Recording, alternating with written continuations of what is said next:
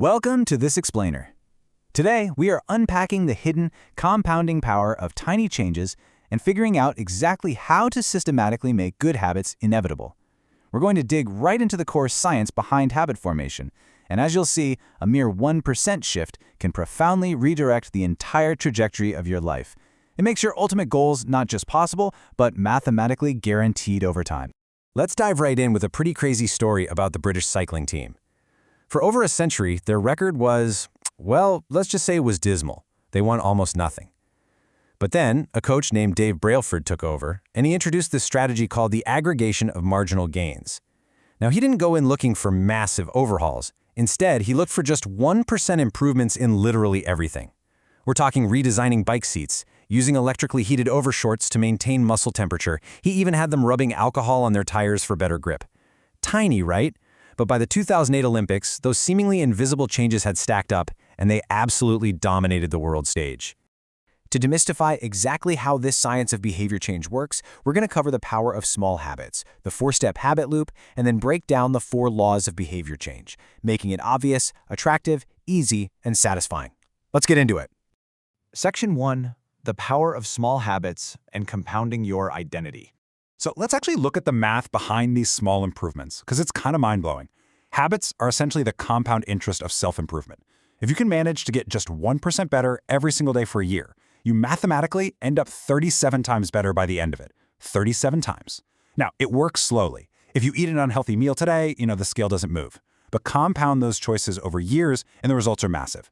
Success is simply the product of daily habits, not these once-in-a-lifetime transformations we always see in the movies. You know why most of us fail at this stuff? It's often because we focus entirely on the outcomes, just what we want to achieve. But take a look at this comparison. When offered a cigarette, saying, "I'm trying to quit," implies you still identify as a smoker who's just trying to be good. But saying, "I don't smoke," that signals a complete shift in identity. The deepest, most permanent habit changes happen when you stop focusing on the goal and start focusing on who you actually want to become. Moving on to Section 2, the 4-step habit loop, featuring Thorndike's cats. Way back in 1898, psychologist Edward Thorndike actually decoded the core machinery of our brains using cats in puzzle boxes. He'd put a hungry cat in a box where pressing a lever opened a door to a bowl of food. After a few random panicked tries, the cats figured it out and learned to hit the lever immediately. Thorndike revealed this universal 4-step loop that governs absolutely every habit we have. First, the cue triggers the brain. Then, the craving provides the motivation. The response is the actual action you take, and the reward is the final goal. And here's the kicker. If any single one of these 4 steps is broken, the behavior just will not stick. Which brings us to Section 3, the first law of behavior change, making your habits obvious.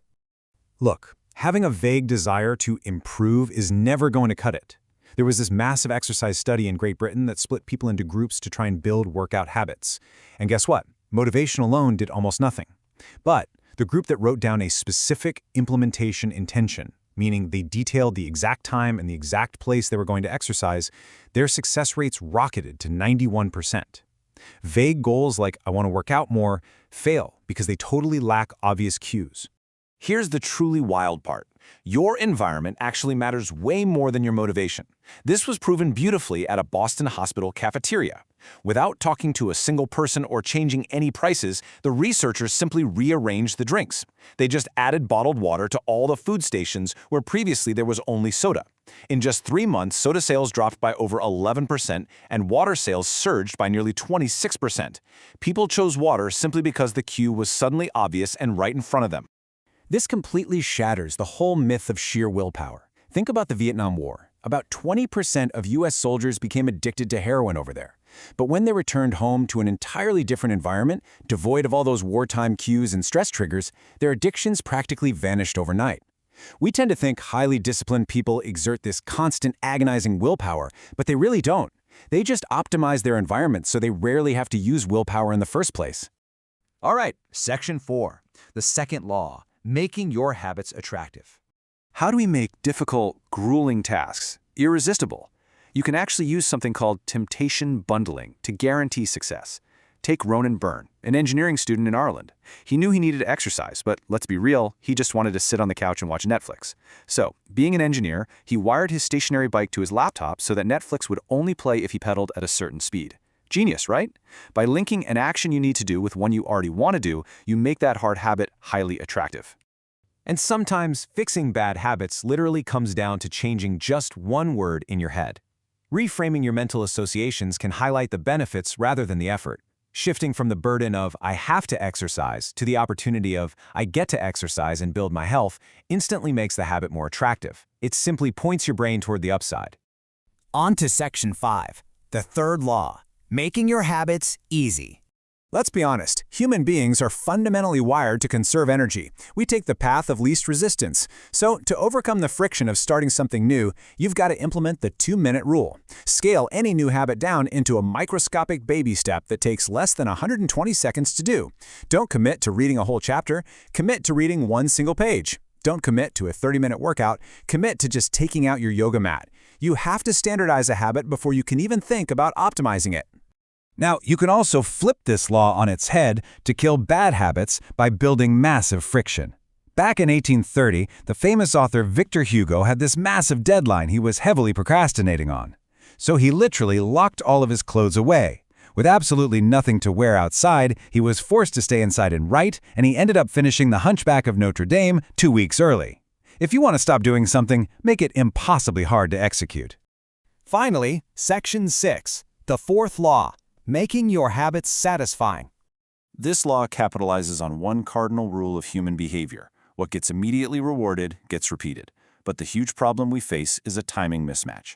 The benefits of good habits, like a fit body or a finished book, are delayed way off into the future, so our brains naturally resist them. Bad habits give us instant gratification but long-term pain. Good habits give us immediate pain but incredible long-term rewards. We have to figure out how to pull that future satisfaction directly into the present moment. To solve this, we can artificially inject immediate satisfaction. Benjamin Franklin used habit tracking. He'd mark a little booklet every single day he stuck to his virtues. That simple act of crossing an item off provides a little dopamine hit of satisfaction. Alternatively, go get an accountability partner. If you fail to do your habit, the social cost and the embarrassment are immediate, making the failure instantly painful enough that you'll do anything to avoid it. Now, here's a somewhat harsh truth about long-term success. To go from good to truly great, you actually have to embrace boredom.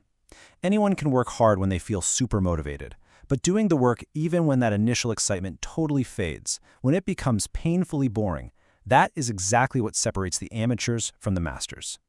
And once a habit is fully established, you really can't just coast on autopilot. If you just repeat the same motion without thinking, you'll actually stop growing. You have to employ deliberate practice. This means keeping your self-awareness high, seeking continuous feedback, and reflecting on those tiny errors to continually elevate your performance. Master the habit, and then intentionally look for the very next 1% improvement. Remember, profound life transformation doesn't require a massive overnight leap. It really doesn't require superhuman willpower or punishing discipline. It merely requires a systematic dedication to the aggregation of marginal gains over time. By making your desired behaviors obvious, attractive, easy, and satisfying, you basically let compound interest do the heavy lifting for you. So as you walk away from this explainer today, I've got a challenge for you. Look at your own surroundings right now. Look at your desk, your phone screen, your kitchen counter. What is the one microscopic 1% change you can make to your environment today to guarantee your success tomorrow? Start small, stay consistent, and watch your life transform.